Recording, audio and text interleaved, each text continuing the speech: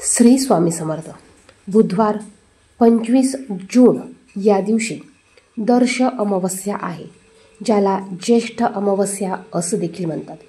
ज्येष्ठ महिना संपून आषाढ महिन्याला या दिवसापासून सुरुवात होते आणि आपल्याला अमावस्येच्या दिवशी अत्यंत प्रभावी असे उपाय आणि सेवा करायच्या आहेत.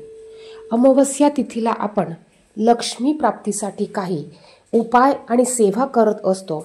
त्याचप्रमाणे या दिवशी घरातील वाईट बाधा, निगेटिव्ह ऊर्जा, नकारात्मक गोष्टी काढून टाकण्यासाठी देखील हा दिवस अतिशय महत्त्वाचा मानला जातो.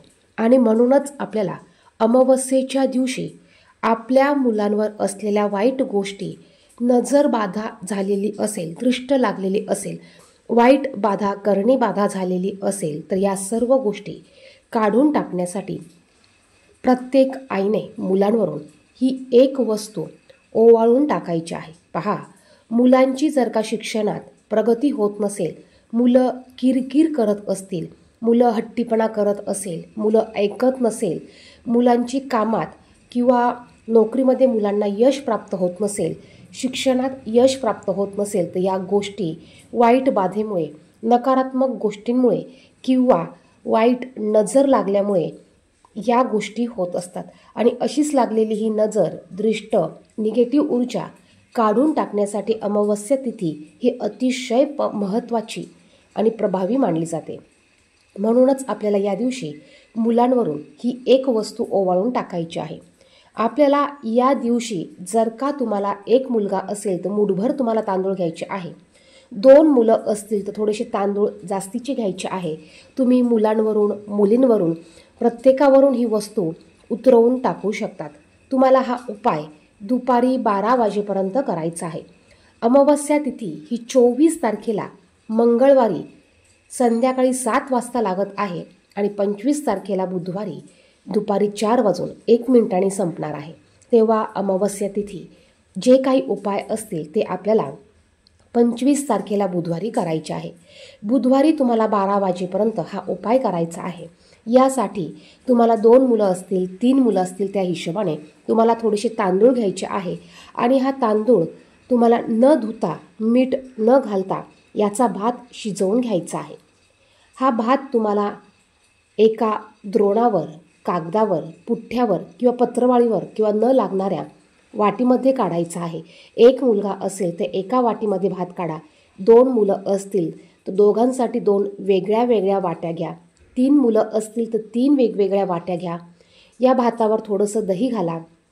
तुमच्या मुलाला किंवा मुलीला पूर्व पश्चिम तोंड करून बसवायचं आहे. बसायला काहीतरी पाट किंवा काहीतरी कपडा, आसन, चादर टाका, त्यावर बसवा आणि त्या मुलावरून, मुलीवरून तुम्हाला हा भात 7 वेळा उतरवून घ्यायचा आहे. डोक्यापासून ते पायापर्यंत 7 वेळा हा भात उतरवून घ्यायचा आहे. प्रत्येक मुलावरून वेगळ्या वेगळ्या वाटीतला भात उतरवून घ्यायचा आहे. उतरवत असताना आपल्याला कोणाशी बोलायचं नाही. हा उपाय संपूर्ण होईपर्यंत कोणाशीच आपल्याला बोलायचं नाही, हसायचं देखील नाही. आपण ज्या वेळेस हा भात उतरवून घेत आहोत त्यावेळेस आपली भावना की ह्या मुलाला जर का वाईट बाधा झाली असेल, बाहेरची बाधा झाली असेल, इडापिडा झाली असेल, कोणाची दृष्ट लागली असेल तर ती निघून जाऊ दे, ज्याचं त्याच्यापाशी जाऊ दे, मुलाची प्रगती होऊ दे. तुम्हाला या पद्धतीने तो भात उतरवत दृष्ट तुम्हाला काढायची आहे. बघा, मनामध्ये राग असला पाहिजे. रागाच्या भरात किंवा ज्या थिंकिंग आपल्या डोक्यात ठेवून आपल्याला हा भात उतरवून घ्यायचा आहे. यानंतर तुमच्या सर्व मुलांवरून हा भात उतरवून झाल्यानंतर तो तुम्हाला एकत्र करायचा आहे आणि घराच्या बाहेर घेऊन जायचा आहे.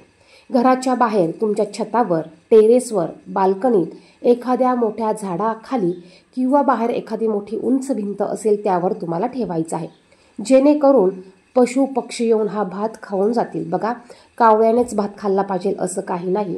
पशु पक्ष्यांनी खाल्ला तरी चालेल, कुत्र्याने खाल्ला तरी चालेल. फक्त तो भात कुणीतरी खायचा आहे. मग तो भात कुणीही खाऊ द्या. या पद्धतीने तुम्हाला तुमच्या मुलांची दृष्ट काढायची आहे. यामुळे मुलांना वाईट बाधा लागली असेल, नजर बाधा झाली असेल, एखाद्या बाईची दृष्ट लागली असेल तर ती निघून जाण्यास मदत होते.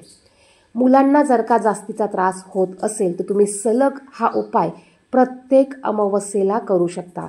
जोपर्यंत मुलांना बरं वाटत नाही तोपर्यंत तुम्ही हा उपाय सलग करू शकतात.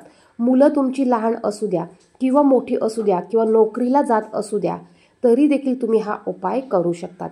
प्रत्येकाने आपल्या मुलांच्या उज्ज्वल भविष्यासाठी, प्रगतीसाठी, वाईट बाधेपासून त्यांचे संरक्षण होण्यासाठी हा उपाय करायचा आहे. धन्यवाद.